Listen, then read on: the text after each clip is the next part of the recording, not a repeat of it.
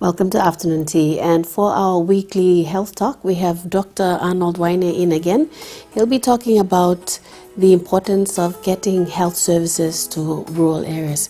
Now, Doctor, tell us a bit about your experiences of having people coming from rural areas, and we all know that 80 to 85% of our population live in rural areas, and how important is it for us to get those services to rural areas?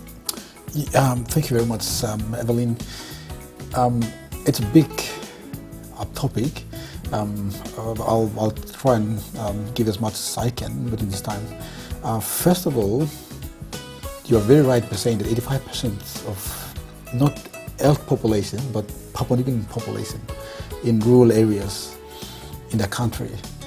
And those rural areas, unlike maybe Fiji or Samoa or some other places, their terrain is not, it's beautiful. The country is beautiful, but the terrain is easy accessibility in terms of accessibility. Papua New Guinea's terrain is a very difficult in terms of geography to reach this segment of the majority population. So health is a bigger component of that. So trying to deliver health into rural areas is a very mammoth task. Okay, these village people or these rural people, they love the environment, they love the garden, they love every other thing to do, fishing and so on. So they like to stay in the villages. They, as part of the government, any government of the countries, to provide services, health department is one. But looking back in our country, in fact, some years back, in the London School of Tropical Medicine and Health Hygiene, they do Papua New Guinea's health structure as a case study for their papers and studies on this, because where a typical arrangement is, in fact, it has been in country we have provided this, maybe 5-6 families, village, there's always an head post, and then group of villages together, they have a sub health center, and then the village becomes they have a health center. And then they refer to the provincial hospital, and then the district hospital. The district hospital refer provincial hospital. Provincial hospital will refer to regional hospital, and then the national referral hospital, like promoted hospital. Okay. So the health system, there was a referral system, and it's a very ideal referral system. Not only the system, but the facility, the manpower. It was a very class, and so places like London School of Tropical Medicine, they study this as a case study. Today, the system exists, but much of the system is existed by paper, not literally. So, however it is, I don't want to talk much about this, but I'm trying to talk in terms of how manpower, especially the doctors, to go to rural areas.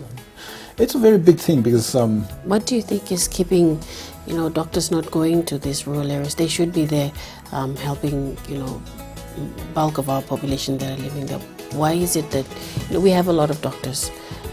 Not enough, but at least enough to be able to go out there. But why do you think they're not going out to rural areas? Okay, so in terms of the real stats, one doctor now, we're producing one doctor equivalent to 15 to 17,000 population.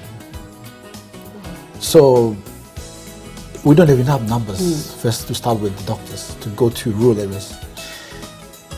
If you're asking for a permanent residence for a doctor, it's impossible. Maybe they can do a visits, but not permanent residence in the village because of the number, ineffective or inefficient numbers. But this is ideal because when you talk about diseases, and diseases happening in the population is in the rural areas. That's where bulk of the diseases, and we are trained to deal with human beings plus their diseases. So ideally, we need to go to where the disease is, but it's not happening because first is the numbers. Second thing is, apart from the doctor being there, it's going to need the family to be there. The family, him or she may have children. They need school, good school. In fact, they want good school for their kids.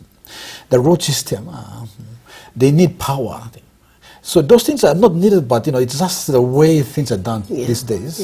So this accessories, that doctor will feel viable, feel a little bit better to do around this. to stay there for many years. So until and unless we get these things into rural areas, doctors can manage it, but they may not consider permanent. Maybe 3 months, 6 months, maybe 1 year. Change. So those are the other factors that are saying that doctors are not better to stay in the villages or in the rural areas.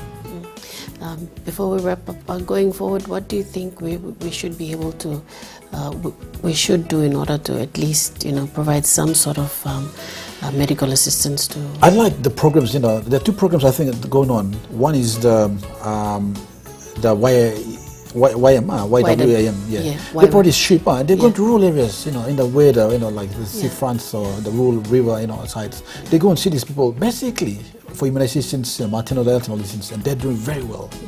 There's one in East Subic where they're doing the flying doctor. They're doing, going to rural areas where the rivers are and seeing people.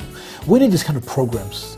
We need these kind of programs, but programs must be supported through the health system, the health department, so that we can reach people right in there. And university, for the matter, is now producing, they call the rural doctors.